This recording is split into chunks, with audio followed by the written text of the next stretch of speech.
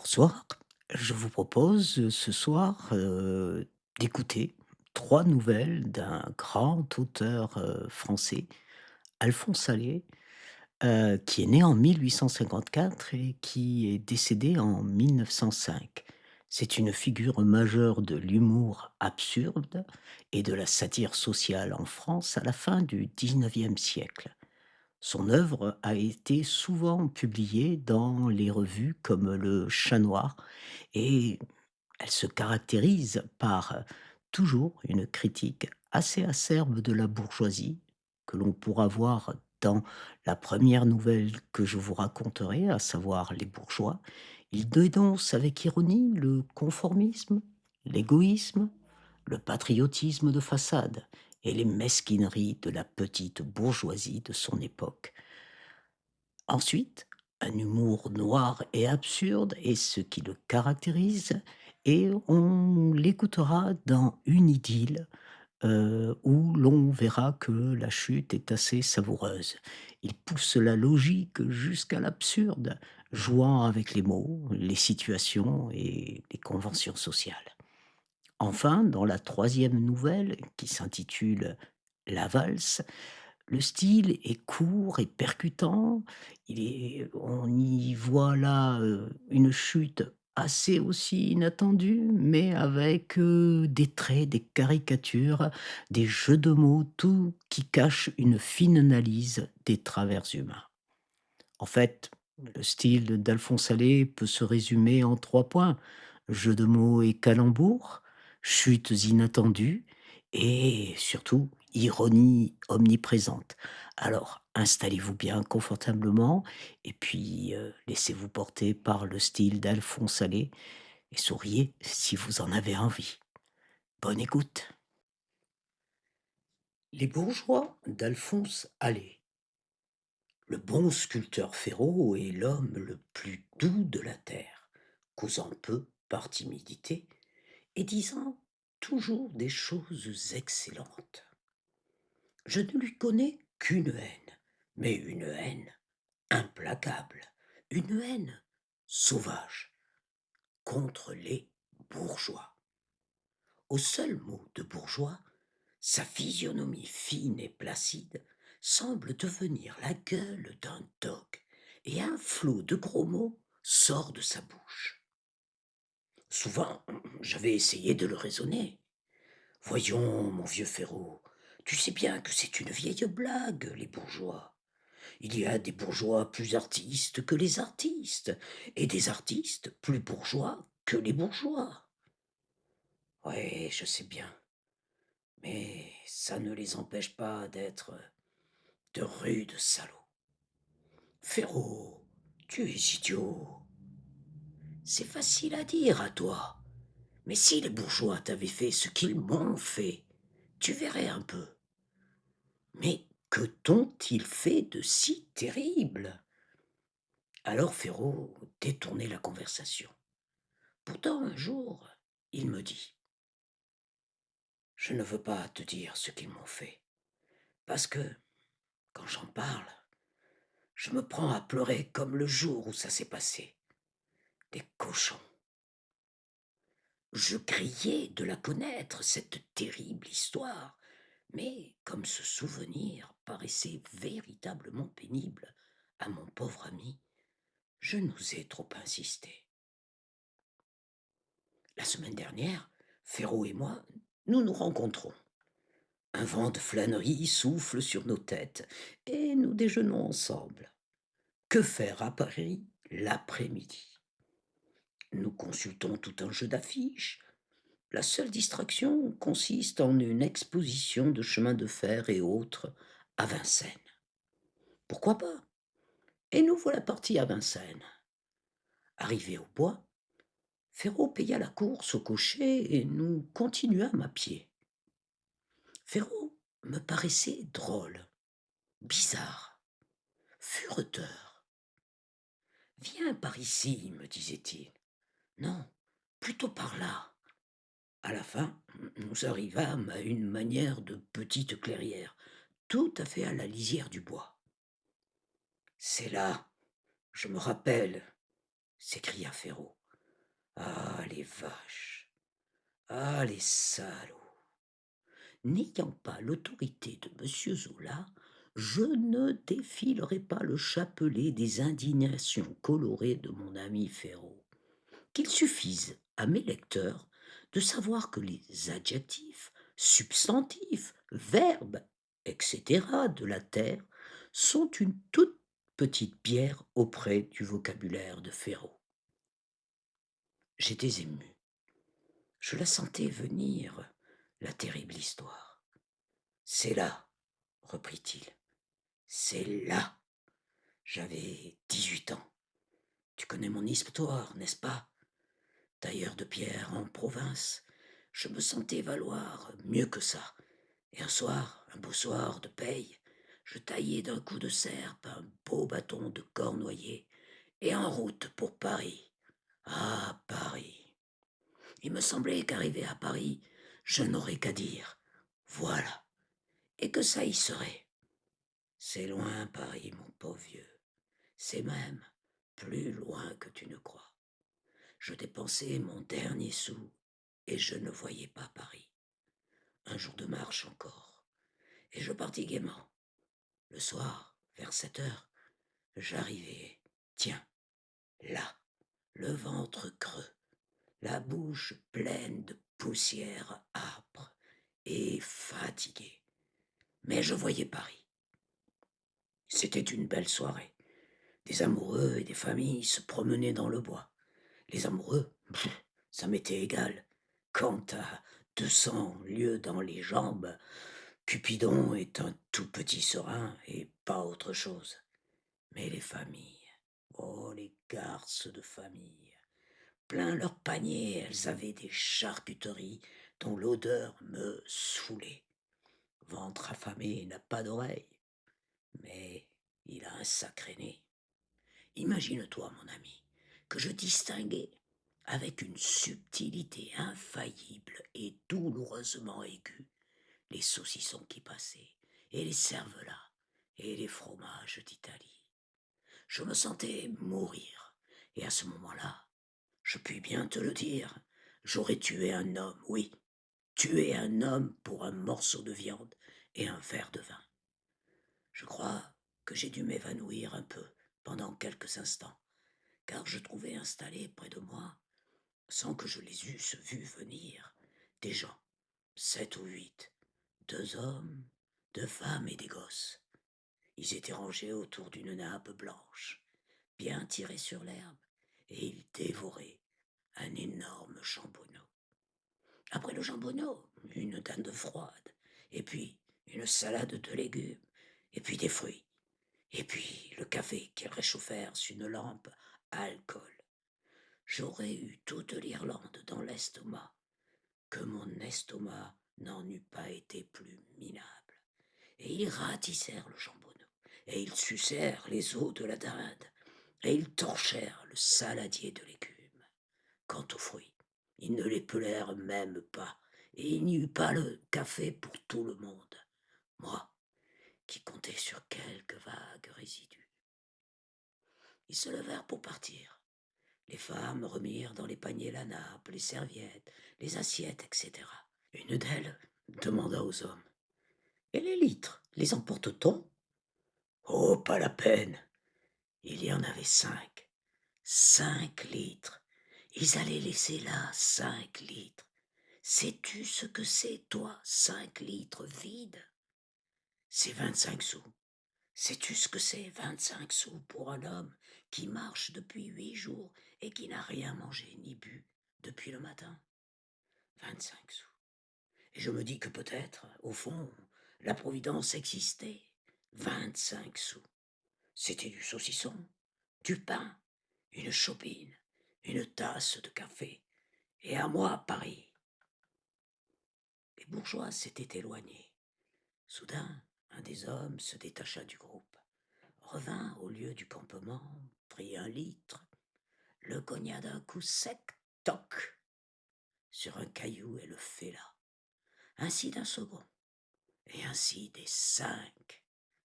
Quand les 5 litres furent de la sorte bien mis hors de combat, Il s'éloigna satisfait, criant à ses amis. Au moins, comme ça, ils ne serviront à personne. Et tu me demandes, continua Ferraud, pourquoi je n'aime pas les bourgeois? Idylle. Quelle démarche allais-je faire cet après-midi-là? Peu m'en souviens. Tenez pour certain qu'elle était de la dernière importance. C'était un grand personnage, un bien grand personnage que je devais voir. Mon avenir en dépendait. Je la vis qui passait, traversant l'avenue. J'oubliai le personnage, le bien grand personnage, et mon avenir fut brisé. Pardon, mon pauvre avenir, mais tu fus si souvent brisé que de toutes ces ruptures a dû résulter pour toi la souplesse infrangible et résignée. Pauvre avenir, va toujours, tu n'as pas fini d'être brisé. Elle passait, traversant l'avenue. L'avenue ensoleillée par un essai timide de printemps de mars, un petit printemps gentil qui vous sourit, disparaît, revient avec des airs de dire bonjour, c'est moi, à tout à l'heure, je reviens. Un petit printemps qui vous fait paraître plus morose les derniers jours gris et plus désolante les giboulées. Donc, elle passa, traversant l'avenue, une lettre à la main, une lettre qu'elle portait à la poste. Poste et télégraphe. J'ai vu bien des femmes de chambre. J'en ai aimé davantage. Mais jamais je n'en rencontrerai une plus accorde. Oh, sa tête de bébé ingénu, frisons qui s'envolent, dégageant de leur or clair le jeune ivoire du front. Oh, sa poitrine triomphale, trop forte pour une jeune femme de chambre.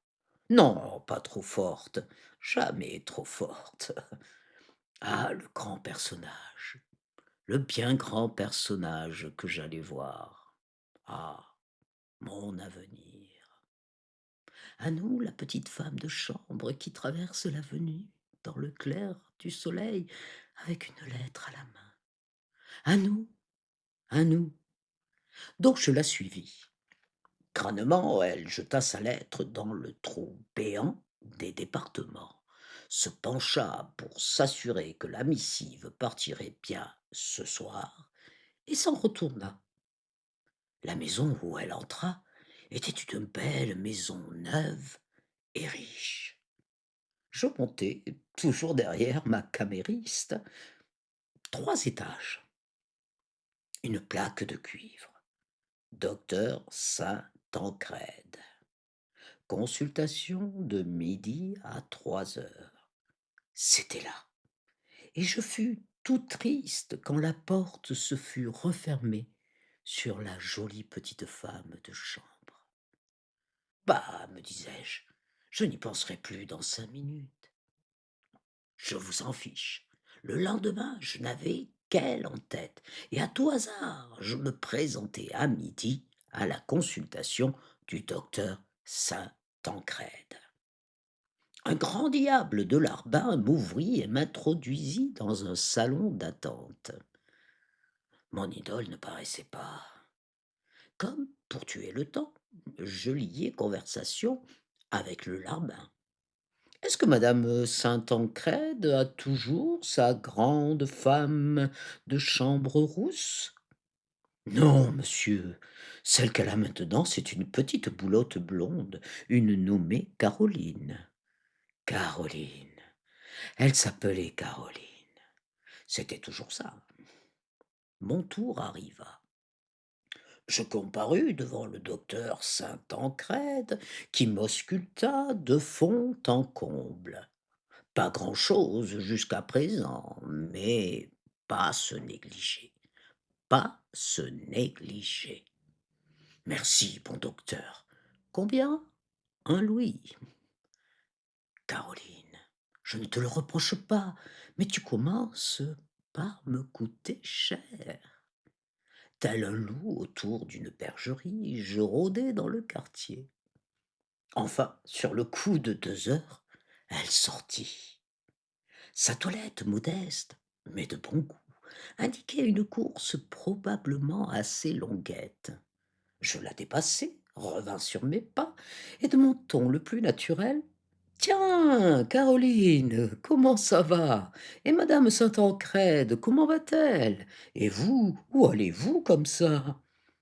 Le visage de Caroline refléta la stupéfaction. «Mais ça va bien, merci. Monsieur, madame aussi? Moi, je vais porter les notes de monsieur le docteur.» Et elle me considérait anxieusement, cherchant au fond de sa jolie petite caboche où elle avait bien pu me connaître. Mais je ne lui donnai pas le temps de la réflexion. «Ah! Vous allez porter des notes? Eh bien, je vais avec vous. Je vous paye une voiture, c'est gentil ça, hein? Eh, cocher!» Et avant qu'elle eût pu s'y reconnaître, elle se trouvait installée à mes côtés dans un sapin de la compagnie. Et fouette, couché. 2 heures après, pas plus tard, ça y était. J'avais mon petit rendez-vous pour le soir même, à minuit. Seulement, il fallait faire bien attention, parce que les chambres de bonne dans cette maison-là, c'était très compliqué. Minuit fut long à venir, mais il arriva. Je grimpai les 6 étages, plongé à 7 heures dans l'ombre et le mystère. Voici les mansardes. Zut, je n'ai pas d'allumette. Oh, ce couloir! Une lumière filtre à travers une porte. Ce doit être là.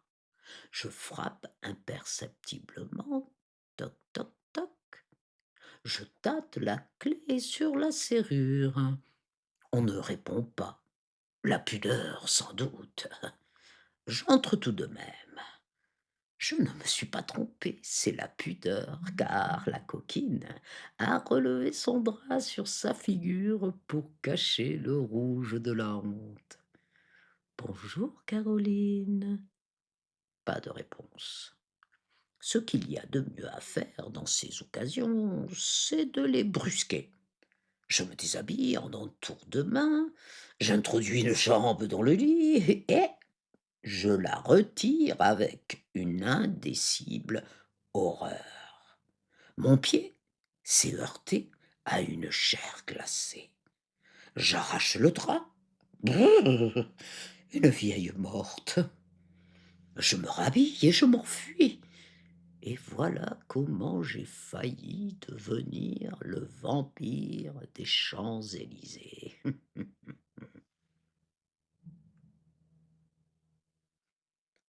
La valse. Le col de par-dessus relevé, et mes mains dans les poches, j'allais par les rues brumeuses et froides en cet état d'abrutissement vague qui tend à devenir un état normal chez moi depuis quelque temps.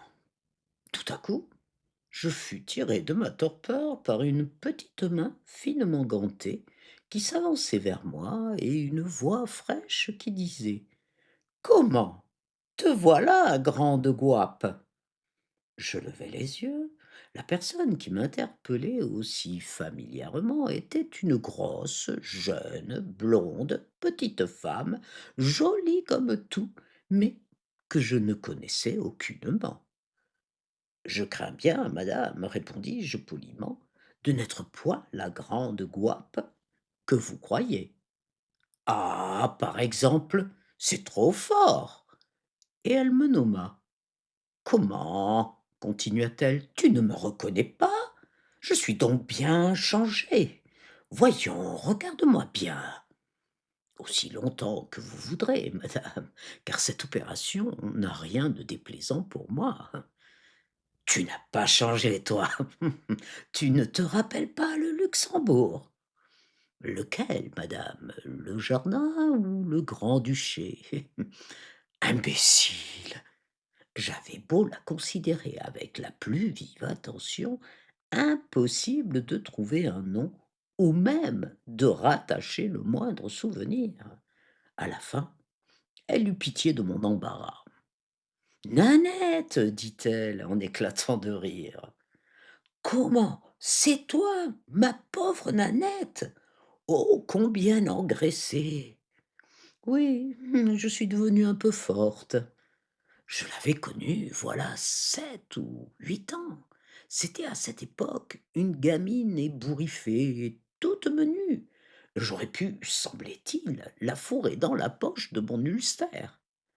Apprentie dans je ne sais quel atelier de Montrouge, elle fréquentait plus assidûment le Luxembourg que sa boîte, et je ne me lassais pas d'admirer la longanimité de ses patrons qui acceptaient bénévolement d'aussi longues et fréquentes disparitions. Aiguë avec cela, et maligne, un beau jour, elle avait disparu sans crier gare, et je ne l'avais jamais revue. J'étais émerveillé de la retrouver ainsi changée et surtout considérablement augmentée. Je ne m'en cache pas, j'adore les jeunes femmes un peu fortes, mais je les préfère énormes, et voici la raison. J'ai un faible pour la peau humaine lorsqu'elle est tendue sur le corps d'une jolie femme. Or, j'ai remarqué que les grosses personnes offrent infiniment plus de peau que les maigres. Voilà. Mon amie était dans ce cas, et tandis qu'elle me racontait son histoire et sa métamorphose, je l'enveloppais d'un regard gourmand et convoiteur.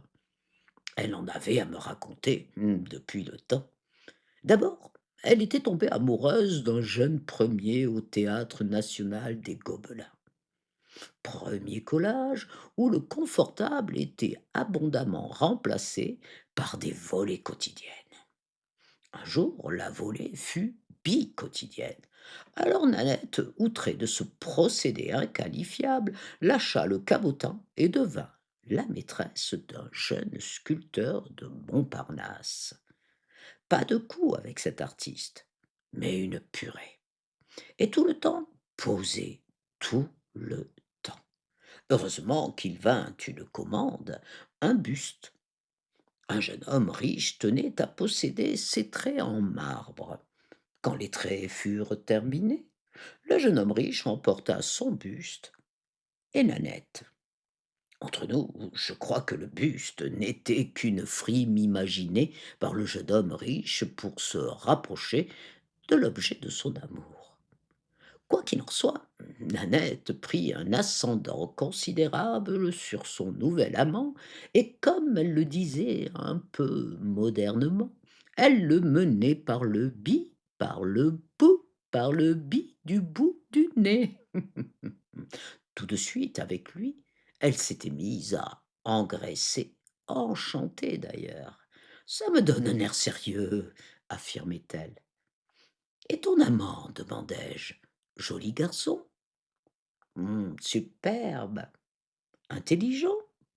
Un vrai daim, mon cher, imagine-toi. Et elle me conta à force anecdotes tendant toutes à démontrer la parfaite stupidité du personnage. Et que fait-il? Rien, je te dis, il est riche. Pourtant, il a une prétention. Composer de la musique. As-tu un livret d'opéra à mettre en musique? Non, pas pour le moment. Ah, une idée. Elle frappa dans ses mains en femme à qui il vient d'arriver une bonne idée. Tu as du talent, fit-elle. Dans quel genre? Écris les paroles d'une opérette, apporte-les lui.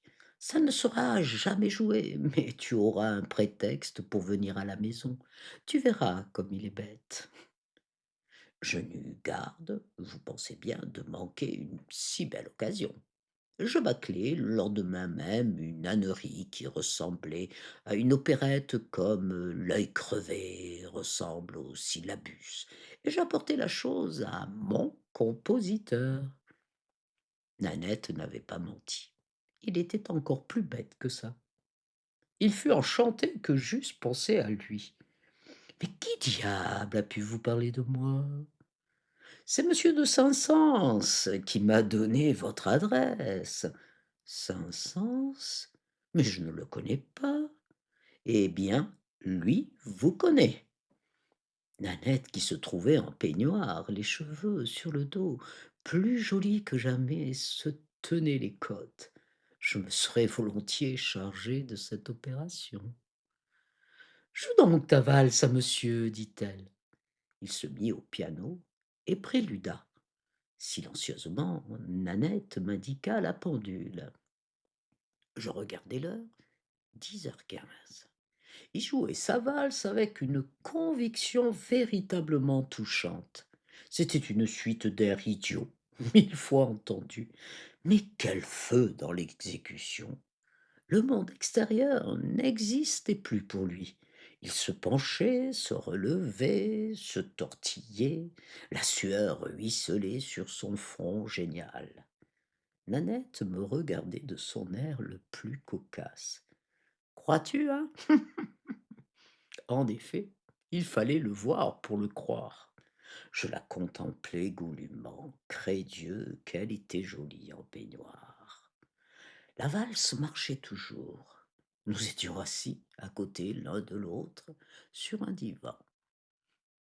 À quoi penses-tu? Fit-elle brusquement. Ah, je suis en train de calculer la surface approximative de ton joli corps et divisant mentalement cette superficie par celle d'un baiser, je calcule combien de fois je pourrais t'embrasser sans t'embrasser à la même place. Et ça fait combien? C'est effrayant, tu ne le croirais pas. La valse était finie, il était 10h35. L'artiste s'épongeait. Qu'est-ce que vous pensez de ça? Superbe, superbe, superbe. Seulement, ajouta Nanette, monsieur ne la trouve pas assez longue. Monsieur me faisait remarquer avec raison qu'après le grand machin brillant, tu sais, le ploum ploum ploum ploum, pataploum, tu devrais reprendre la mélodie. Tu sais, tralala, tralalalala. C'est votre avis, monsieur?